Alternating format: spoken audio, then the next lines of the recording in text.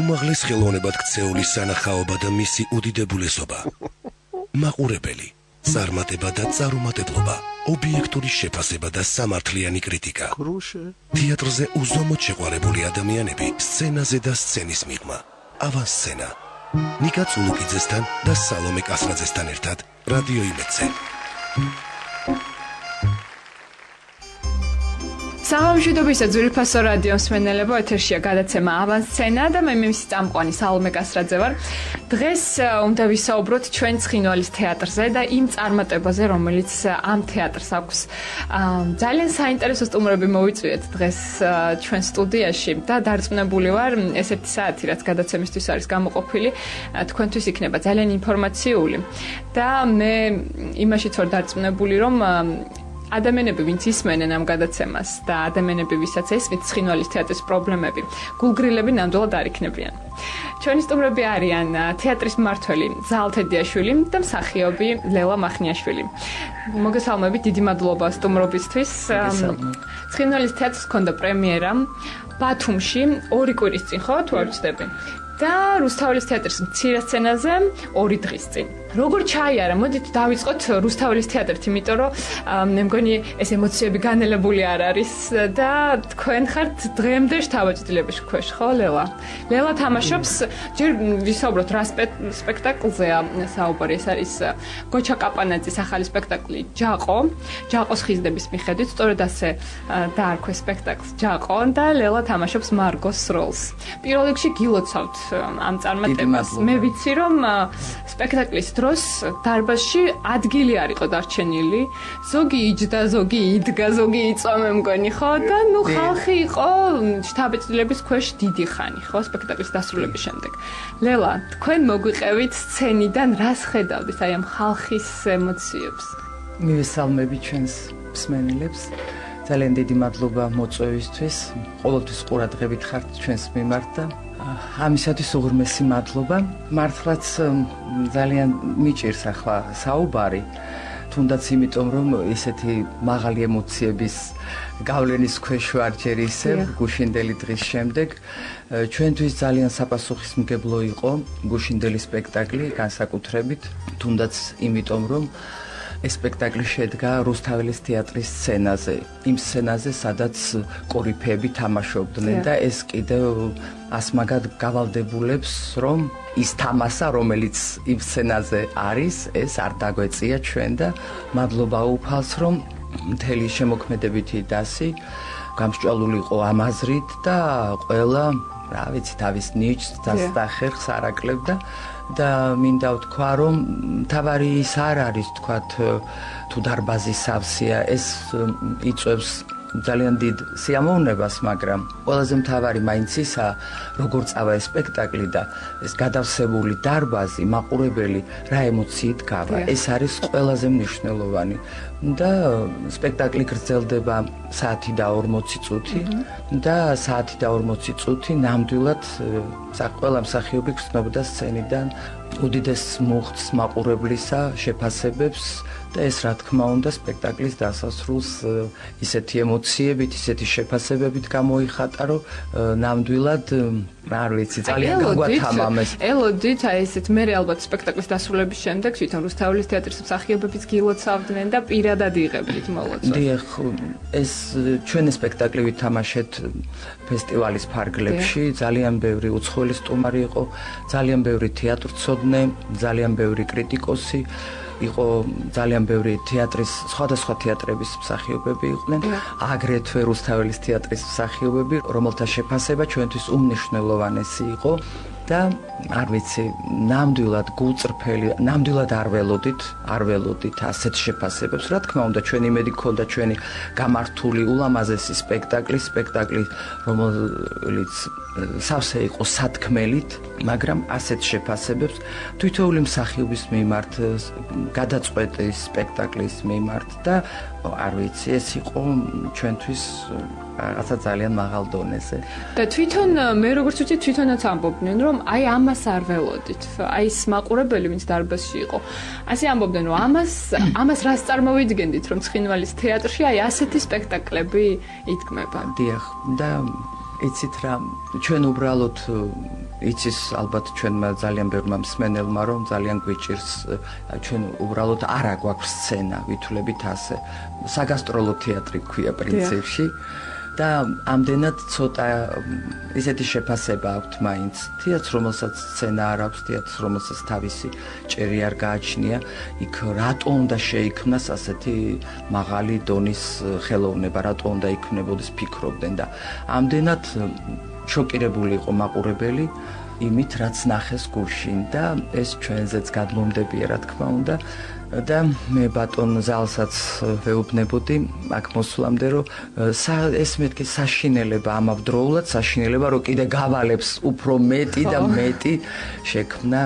სცენაზე და მაჩაბლის დასი იყოს იმ დონეზე როგორიც მაჩაბლის დასე კადრები ყოველთვის იმ სიმაღლეზე რა თქმა უნდა ზაზა რა თქმა უნდა ეს პრობლემა გრძელდება წლები როდესაც თეატრს არ აქვს შენობა არ აქვს სარეპეტიციო დარბაზი და მართლა ეს არის დევნილი თეატრი ძალიან ძნელია მე მგონი როდესაც ისმენთ გარშემოყოფებისგან რომ თქვათ აი რა შეიძლება გვანახოს ცხინვალის თეატრმა მაგრამ მე დარწმუნებული ვარ რომ ეს ერთი-ორად ამატებს თქვენ შრომის მოყვარეობას და პირიქით თქვენ გინდათ რომ უფრო მეტი დაანახოთ ყველას. აი ეს სპექტაკლი იყო მე მგონი ნათელი მაგალითი იმისა თუ რა შეუძლია ამ დასს. ამდენად მივესალმებით ჩვენს მსმენელს, მოგესალმებით თქვენ, მადლობას ხედავთ, გეუბნებით. ყოველ თქვენი ასე თქვა, მოპატიჟება ჩვენს ხრივიდან არის სასიამოვნო და იმედიანი, იმიტომ რომ იმედის რადიო ყოველთვის საინტერესოა. რადიოც ტელევიზიაც თავისთავად რა თქმა უნდა. რაც შეეხება ჩვენს გარშემო შექმნილ სიტუაციას, პირველ რიგში ამ პრემიერის, თბილისური პრემიერის აჟიოტაჟს მოგახსენებთ. ეს იყო მართლაც წარმოუდგენელი, ხა ჩვენ ყველაფერი გავაკეთეთ, რომ შემდგარიყო ის სანახაობა, რაც მაყურებელმა იხილა. პირველ რიგში ძალიან დიდი მადლობა მინდა უთხრა, არ ვიცი, მთელი კოლექტივის სახელით, გოჩა კაპანაძეს საოცარ პიროვნებას. გოჩამ შეუძლებელი შეძლო.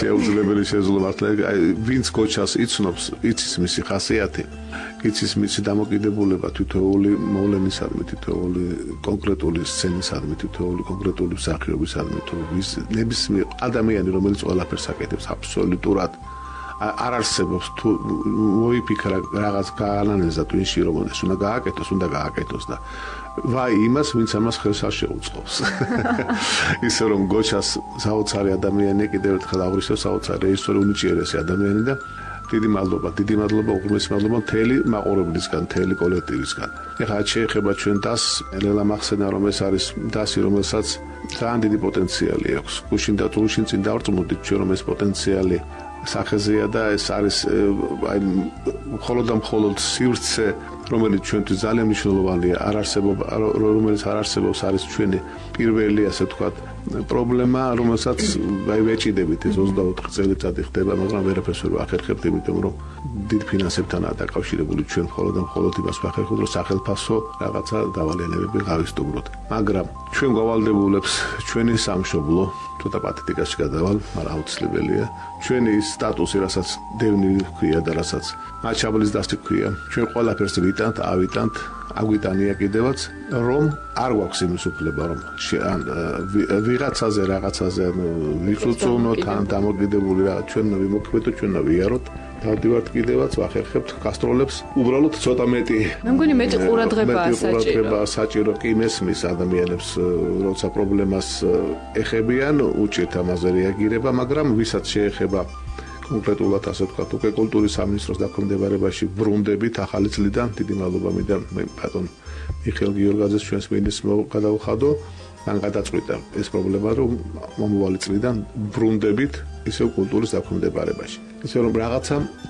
შეიცვლება ჩვენს ურთიერთობაში მაყურებელთან და ზოგადად სახელმწიფოსთან და იმედი გვაქვს რომ უფრო სხვანაირ დინამიკაში გააგრძელებს თეატრი მუშაობას მაგრამ სცენის პრობლემა ისევ დარჩება სცენის პრობლემად შევხედავთ ვიბრძვით კიდე მისთვის რომ რაღაცა მოვახერხოთ ჩვენი პატარა არა შეუძლებელია 24 წელი ეს არ არის პატარა დრო რა თქმა უნდა როგორ შეიძლება სახელმწიფომ არ მიაქციოს ყურადღება როდესაც აი ასეთ სპექტაკლებს უშვებს ეს თეატრი და არ ჩერდება. ნუ ეხლა რა თქმა უნდა არ ვიტყვით რა არის თქვენი სახელმწიფო ფონდი, მაგრამ ალბათ წარმოდგენა არ იქნება ძნელი. რის ფასად თამაშობს ეს ხალხი, რის ფასად ადიან სცენაზე და რის საშუალო ფასად ხელფასი მე გეტყვით 600 ლარია თეატრში. საშუალო ხელფასი, ანუ ეს არის საარსებო მინიმუმზე ოდნავ მეტი, რაც შეიძლება ადამიანმა თბილისში არსებობის პერიოდში მოახერხოს, ისე რომ დასამალი არაფერია, ამასაც გვიჭირს რამდენიმე თვის სახელმწიფო დავალიანება გვაქვს კიდე და იმედი გვაქვს რომ მას შევასრულებთ. და მე დარბაზი და ის შენობა სადაც ახლა ხართ? ევრგენი მიქელაძის სახელობის მუსიკალური ცენტრი.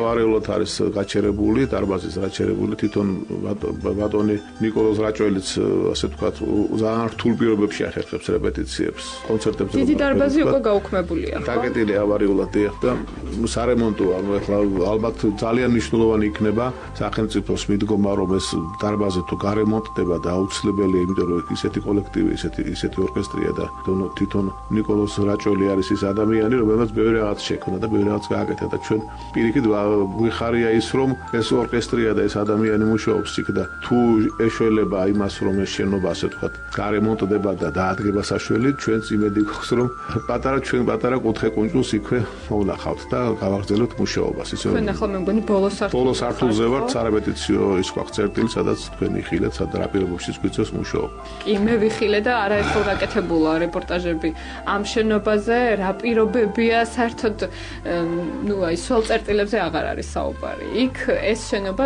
ჯერ ესეთი რამდენი წლის არის, რამდენი წლის წინ დაშენებული. თქვენი საერთოდ აღარაფრად აღარ ვარგა და წყალი ჩამოდის პირდაპირ დიდი დარბაზის სცენაზე. ნუ აი ეს უკვე ყველაფერს ამბობს, მე ესე ვფიქრობ. დავწუხაროთ ესეა. ჩვენ აუცილებლად ვისაუბრებთ სპექტაკლის ბათუმურ პრემიერაზე და ცხინვალის თეატრის სამომავლო გეგმებზე რეკლამის შემდეგ, ასე რომ დაგველოდეთ, დარჩით FM 105.9-ზე. ავანსცენა ნიკა წულუკიძესთან და სალომე კასრაძესთან ერთად რადიო იმედზე. დაგიბრუნდით პირდაპირ ეთერში, ამასცენა გრძელდება და ჩვენ ვსაუბრობთ ცხინვალის თეატრზე. ჩვენი სტუმრები არიან მსახიობი ნელა მახნიაშვილი და თეატრის მმართველი ზალთედიაშვილი. ახლა უნდა ვისაუბროთ ჩვენ სპექტაკლის ბათუმურ პრემიერაზე. ლელა, მე როგორც ვიცი, მე მგონი რაღაც შეუძლებელი მოხდა, რაღაც დაუჯერებელი მოხდა ბათუმის თეატრში. 25 წუთის განმავლობაში გრძელდებოდა აპლოდისმენტები, მას შემდეგ რაც სპექტაკლი დამთავრდა. ეს მართალია? დიახ, საბედნიეროდ მართალია. იმიტომ რომ იყვნენ ადამიანები, ვინც ეს დააფიქსირეს და საოცარია პირდაპირ ხდება ასეც, რომ არის მონოსპექტაკლები, რომელიც გრძელდება 9 საათს მხოლოდ და საოცარი ისა, რომ ეს ჩვენი პაკლონი და აპლოდისმენტები გრძელდებოდა 25 წუთს. ეს იყო ჩვენთვის აი პირდაპირ შოკის მომგვრელი, იმიტომ რომ ძალიან კარგად ვიცნობთ, არაერთხელ ყოფილ ვართ ბათუმში გასტროლზე, ვიცით როგორი განებივრებულია ბათუმის მაყურებელი და ნამდვილად არ ველოდით, მე მგონი თვითონაც გაოცებული დარჩნენ ასეთი შეფასებით. თან ეს ყველაფერი იმის ფონზე, რომ ამინდი იყო.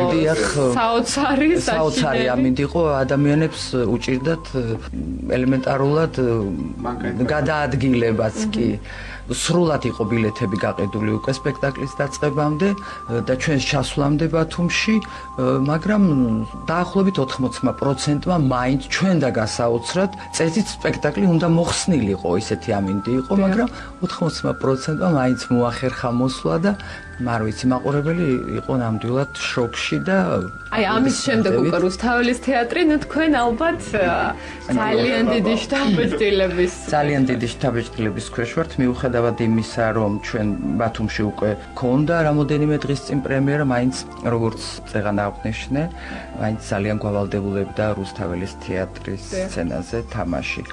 და ნუ არ ვიცი, მე მადლობა მინდა უთხრა ჩემს კოლეგებს, ჯაყოს როლის შემსრულებელს, თეიმურაზის როლის შემსრულებელს, ყველას აბსოლუტურად, რომლებმაც, არ ვიცი, მთელი გული, სული, გამოცდილება, ნიჭი, ენერგია ჩადეს ამ სპექტაკლში და მივიღეთ კიდეც შედეგი ნამდვილად ძალიან მაღალი შეფასება და ძალიან ბედნიერები ვართ ამით. თვითონ სპექტაკლზეც ვისაუბროთ. მიხეილ ჯავახიშვილის ჯაყოს ხიზნების მიხედვით დაიდგა ეს სპექტაკლი, ოღონდ სათაური შეცვლილია, ჯაყო ქვია და მე როგორც ვიცი, აქ გოჩა კაპანაძემ რაღაც სხვანაირი, ძალიან ორიგინალური ხერხებით შეძლო სათქმელის გადმოცემა. რატომ აირჩიეთ მაინც და მაინც ეს ნაწარმოები? ეს ჯაყოს ხიზნები ხო არაერთხელ დადგმულა სცენაზე, არაერთი ინტერპრეტაციით. თქვენი მაინც განსაკუთრებული და ორიგინალური იყო. ნამდვილად დაგეთანხმებით, სალომე და იმიტომაც რომ ჩვენ ვართ ცხინვალელები 90% თეატრში და ჩვენთვის სულ ერთი არ არის რა ხდება ჩვენს ქვეყანაში, რა ხდებოდა და რა შეიძლება მოხდეს კიდევ. იმაზე მეტი რა უნდა მოხდეს, რომ ჩვენი ქვეყანა წარქმეულია და ოკუპირებულია. ჩვენ ვერ შევეგუებით ვერც ერთ შემთხვევაში, ვერც ოკუპაციას და ვერც იმ ძალადობას, რაც განახორციელეს ჩვენმა ეგრეთ წოდებულმა მეზობლებმა და ცნობილმა მტრებმა.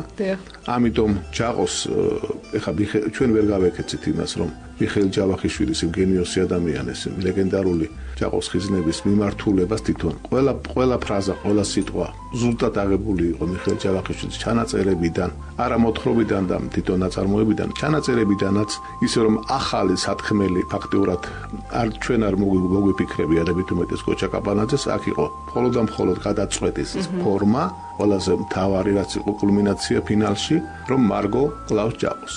და ამან სულ სხვანაირად შემოატრიალა მთელი, ასე ვთქვათ, ეს ცნობილი ნაწარმოები და ძალიან ისეთი ხერხით, ძალიან მარტივი და როგორ გითხრათ, გამართლებული მეთოდებით მოხდა ჯაყოს განეიტრალება მარგოს მიერ, მაგრამ ბოლოში კიდე ჩდება ისეთი არის ეს კულმინაციური მომენტები, რომ პატარა ჯაყო კიდე იბადება, პატარა ჯაყო ამოდის და რაღაც ხდება ისეთი, რომ ანუ ჯაყოს ეროვნება არ აქვს, ჯაყო ზოგადად არის ჯაყოები არსებობენ ყველა ერში, როგორც ქართველებში, ისე სხვებშიც, ისე რომ ეს მუდმივი თემა, მუდმივი ტკივილია. ამიტომაც ვქვია კონკრეტულად ამ სპექტაკლს ჯაყო. იმიტომ რომ ჯაყოიზმი უნდა აღმოიფხვრას როგორც მოსახერხებელი იქნება ის. და მე მგონი აი ეს მაყურებელი არ ელოდა ასეთ ფინალს. არ ელოდა, ნამდვილად არ ელოდა, იმიტომაც იყო ძალიან ესეთი საოცარი განწყობა და საოცარი, ესე ვთქვათ, აპლოდისმენტებით. ლელა, თქვენ მახსოვს მეუბნებოდით, რომ ჩემი მარგო თითქოს გამოხატავს ჩვენი ცხინვალის თეატრის რაღაც ისტორიას და ბედს და ასე შემდეგ დღევანდელ მდგომარეობას. მაგრამ მე მგონი ბოლოს მარგო იმარჯვებს, ხო? ესეთ რა ზუსტად ასე გითხარით, როგორც ბრძანეთ. მაგრამ დავამატებდი იმას, რომ მაინც ჩემი მარგო არ არის კონკრეტული ქალი. ისევე როგორც ჯაყო არ არის ჩვენ სპექტაკლში კონკრეტული პიროვნება. ასევეა ჩემი მარგოც და ამიტომაც რეჟისორმა გადაწყვიტა, რომ ვიღაც ხომ უნდა აღუდგეს ამ პირსისხლიანებს. მარგო სიმბოლოა სამშობლოს, დედის, სიწმინდის. მე ვთვლი, რომ ჯაყოს ჩემთვის ჩემი სულისთვის, ჩემი სხეულისთვის არაფერი არ დაუკლია. არ შეიძლება სიწმინდე ასე ადვილად არ შეიბღალება და არც შეიძლება გაჩერებულიყო მარგო ბოლომდე იბრძვის მთელი სცენაზე არსებობის მანძილზე, ანუ მისი მარგოს არსებობის მანძილზე ბოლომდეა შეუგუებელი თავის მდგომარეობის გამორჩეულად სხვა მარგოებისგან, რომელიც თუნდაც ბატონმა თემურჩხეიძემ შექმნა, რომლებიც არიან განადგურებული, დამონებული, დაჩაგრული. ჩემი მარგო არ შეეგუება ამას. თქვენი მარგო იბრძვის. ჩემი მარგო იბრძვის საათი და 40 წუთის სცენაზე და ეს ნიშნავს, რომ მარგო იბრძვის მთელი ცხოვრება. და რა შეიძლება პარალელს ცხინვალის თეატრთან? ცხინვალის თეატრთან პარალელი ნამდვილად არის გავლებული, იმიტომ რომ ასე ვიბრძვით თითოეული ჩვენთაგანი, უბრალოდ ცხოვრებაში ჯერ ვერ მოვსპეთ ჯაყოიზმი, მაგრამ სცენიდან ჩვენ სათქმელს ვამბობთ და ჩვენი ცხოვრების წესიც ასეთია, ცხოვრებაშიც და სცენაზეც, რომ როგორღაც სიწმინდე წესიერება და უთხრათ არაგულგრილობას. მე მგონი ეს არა მარტო თეატრის და დასის სათქმელი, არამედ თითოეული ადამიანის, ვინც ცხინვალიდან არის და ვინც დაკარგა მშობლიური მიწა-სახლი. მე პირადად წარმოშობით ცხინვალიდან ვარ და ჩემი მამა, პაპა ჩემი იქ დაიბადნენ და მე ერთხელაც არ ყოფილვარ იქ. და ეს მხოლოდ გადმოცემით ვიცი და ბებია ჩემის მონაყოლიდან, მამიდა ჩემების, ბებია მამა ჩემის და მე მგონი ყველა განიცდის ამას დღემდე და უბრალოდ სიტყვებიც კი ზედმეტია, რას გრძნობს ეს ხალხი. სიტყვებით ზედმეტი, ამას სიტყვებით ვერ გამოთქვა. გასაგებია, მაგრამ მე იცით დავამატებდი იმას, რომ რა თქმა უნდა, ჩვენი ყველაზე დიდი ტკივილია, როცა შენი მიწაწყლიდან აყრიან, მაგრამ სამწუხაროდ ხდება ისე, რომ თითქოს ეს იყო ერთი კონკრეტული პატარა ქვეყანა, რომელიც დაიკარგა და ეს საქართველოს არ ეხება. ეს არ ეხება, თქვა თბილისელს, გორელს, თელაველს, სხვას თითქოს არ ეხება. და ზუსტადაც შემართულია მაჩაბლის თეატრი სათქმელით, ყოველთვის სათქმელით და თითქმის ყველა სპექტაკლით ვახსენებთ, რომ ეს შენი მიწაცა, ეს შენი დასაცავი, ეს შენს დაკარგე. აი, ამიტომ რომ თეატრს სათქმელი აქვს, ვაი იმ თეატრს და იმ თეატრებს, რომლებიც არსებობენ სამწუხაროდ და არ აქვთ სათქმელი. ძალიან ბევრი ასეთი თეატრი სამწუხაროდ საქართველოში. ჩვენ ამით ბედნიერი ვართ მაინც და არასოდეს არ დავეცემით. სათქმელს ვიტყვით და რაც მთავარია, ვიტყვით ძალიან მაღალ ხარისხში, როგორც შემოქმედებითად, ისე აზრობრივად. აუცილებლად. და ცხინვალის თეატრი სათქმელს იტყვის გორშიც, მე როგორც ვიცი და რუსთავის თეატრშიც, ხო? მოდით მოგვიყევით გეგმებზე, სად რომელი ქალაქის მაყურებელი ნახავს კიდევ ჩაყოს. ნამდვილად შეგვიძლია გითხრათ, რომ ოქტომბრისთვის განრიგი გვაქვს ასეთი გორში, ძალიან მნიშვნელოვანი სპექტაკლი გვექნება, იმიტომ რომ გორში ჩვენი ძალიან ბევრი მაყურებელი ყავს, ძალიან სოლიდარულიც, ცხინვალების ბევრი ცხოვრობს. ისე რომ განსაკუთრებით მოემზადებით გორისთვის. ასევე რუსთავში ჩვენი ძალიან ერთგული თეატრია, რუსთავის თეატრი, თითქმის მთელი დასიესწრებოდა წარმოადგენებს ჩვენსაც და ველოდებიან 29 ოქტომბერს რუსთავის მაყურებლისთვის ძალზედ ჩაყოთი. ნოემბერში უკვე შემიძლია პირდაპირ გითხრათ, დაგეგმილი გვაქვს 4-5 გასვლითი ღონისძიება ისევ თელავის, კახეთის რეგიონის და დასავლეთ საქართველოში. კონკრეტულად ნახოთ ახლა ქუთაისის იმას ველოდებით ინფორმაციას და ისე რომ ეს წელი კიდევ გვექნება სამოძრაოდ, აუცილებლად ჩავალთ დევნილთა დასახლებებში. ცოტა წარმოქმნა ისეთი მასშტაბურია, რომ დიდი სცენა საჭირო, მცირე სცენას გაუჭირდება, ათვისება გაუჭირდება. ამიტომ ვეცდებით, სადაც საშუალება გვექნება ჩვენ დევნილებს, ვაჩვენოთ ჩვენი გულის ტკივილი და მათი რა თქმა უნდა მათი ტკივილიც. მე გისურვებთ, რომ ძალიან მალე დაუბრუნდეს ცხინვალის თეატრი თავის მშობლიურ ადგილს. დიდი მადლობა. ძალიან მალე დაუბრუნდეს თითოეული ცხინვალელი და ყველა ვინც ამაჩაბლოდან არის და მე მგონი ამ იმედით ვცოცხლობთ ყველა. მე პირადად წარმოშობით ცხინვალელი ვარ. თქვენც და ძალიან ბევრი გვისმეს, მე დარწმუნებული ვარ, ვინც იქიდან არის და ყველას მოვიკითხავთ და ყველას ვუსურვოთ ნოემბერებით ნამდვილად და ყველას ვუსურვოთ დაბრუნება ძალიან მალე. დიდი მადლობა ჩვენ სტუმრებს, ჩვენ საუბრობდით ცხინვალის თეატრზე და იმ წარმატებაზე, რომელიც ამ თეატრის დასს აქვს. მე გისურვებთ კიდევ დიდ წარმატებას და რაც თავარია დაბრუნებას. უგუნესი მადლობა. ნახვამდის. უმაღლეს ხელოვნებად ქცეული სანახაობა და მისი უდიდებულესობა. მაყურებელი, წარმატება და წარუმატებლობა, ობიექტური შეფასება და სამართლიანი კრიტიკა. თეატრზე უზომოდ შეყვარებული ადამიანები, სცენაზე და სცენის მიღმა. ავანსცენა. ნიკა წულუკიძესთან და სალომე კასრაძესთან ერთად რადიო იმედზე.